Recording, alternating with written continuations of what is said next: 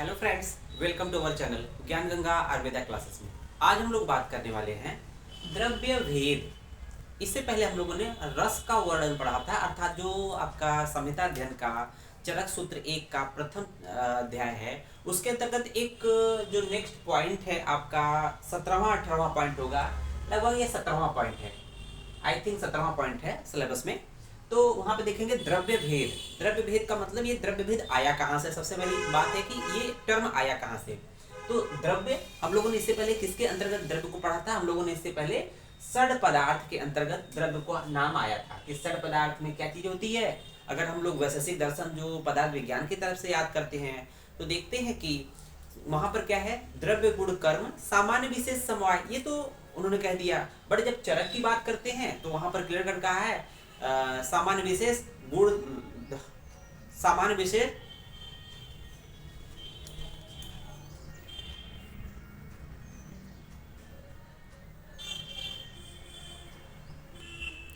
गुण द्रव्य कर्म समवाय। तो ये 6 चीजें हैं जो चरक बताते हैं कि सामान्य विशेष गुण द्रव्य कर्म समवाय।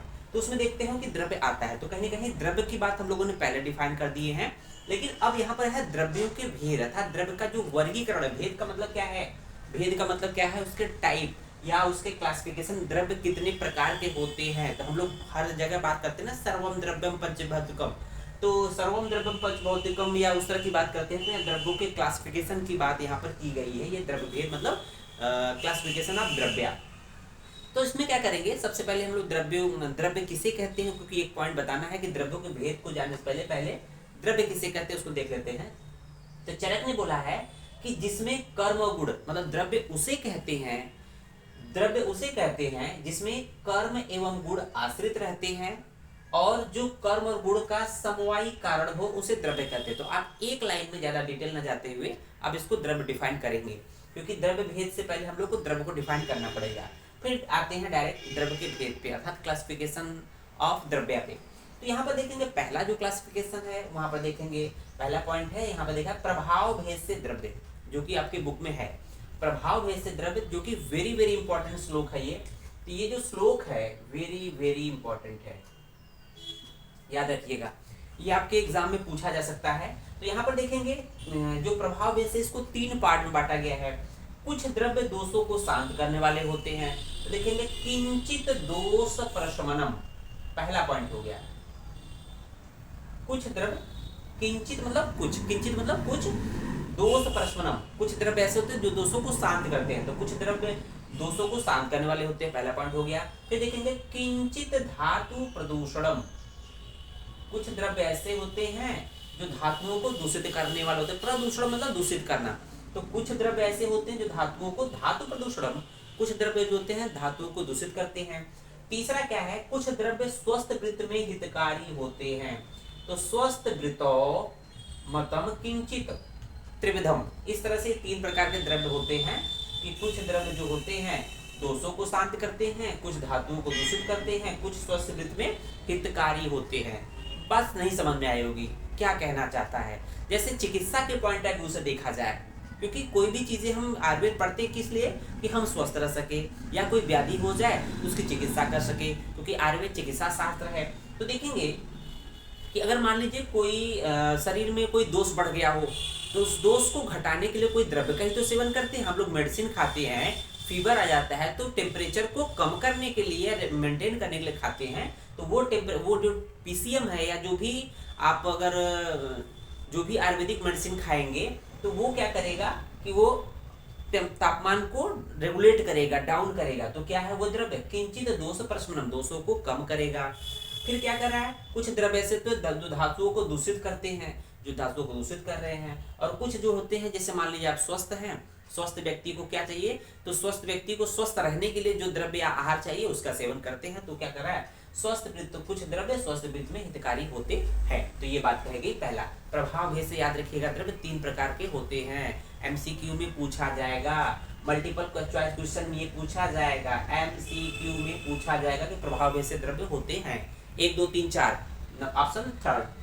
फिर देखेंगे दूसरा है उत्पत्ति भेद से या योनि भेद से, मतलब उनकी उत्पत्ति ओरिजिन भेद से। योनि मतलब क्या होती है, उत्पत्ति, ओरिजिन। ओरिजिन, ठीक है ना, उत्पत्ति। भेद से द्रव्य कितने प्रकार के होते हैं? 3 प्रकार के होते हैं। कौन कौन से?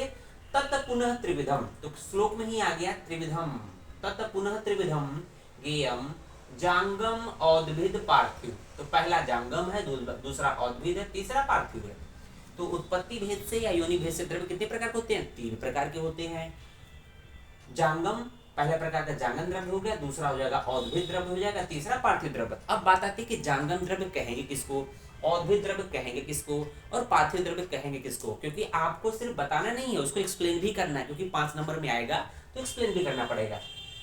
देखिए जांगम द्रव्य मतलब होता है कि जो एक स्थान से दूसरे स्थान पर गति करे, मतलब गति करने वाले क्या एनिमल होते हैं कि प्लांट होते हैं? एनिमल होते हैं। जो एनिमल होते हैं उनको जांगम बोलते हैं।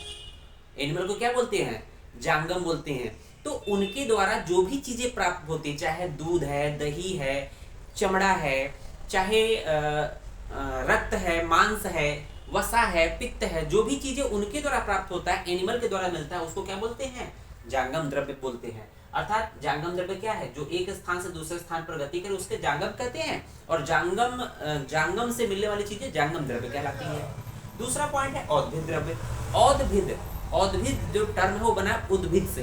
तो औद्भिद मतलब जो पृथ्वी को फोड़कर, पृथ्वी से बाहर होकर आए, उसको हम बोलेंगे औद्भिद। जैसे जो पृथ्वी को फोड़कर उत्पन्न हो उसको हम लोग औद्भिद बोलेंगे। जैसे वनस्पति, प्लांट, जो प्लांट होते हैं वो क्या करते हैं? जमीन, उसका सीड जर्मिनेशन होता है, जमीन को फोड़कर बाहर आता है। तो कह रहा है जो पृथ्वी को फोड़कर उत्पन्न हो उसे औद्भिद या वनस्पति कहते हैं। तो इसमें जो फल है, पुष्प है, मूल है, रूट है, इत्यादि सब चीजें आ जाएंगे। तीसरा है पार्थिव द्रव्य। पार्थिव द्रव्य का मतलब कि पृथ्वी से संबंधित हो, जो पृथ्वी का विकार हो, अर्थात जो खनिज, जो पृथ्वी का विकार हो, खनिज हो, उसको हम बोलेंगे पार्थिव द्रव्य। तो आइए एक एक करके एग्जाम्पल देख लेते हैं, आसान हो जाएगा।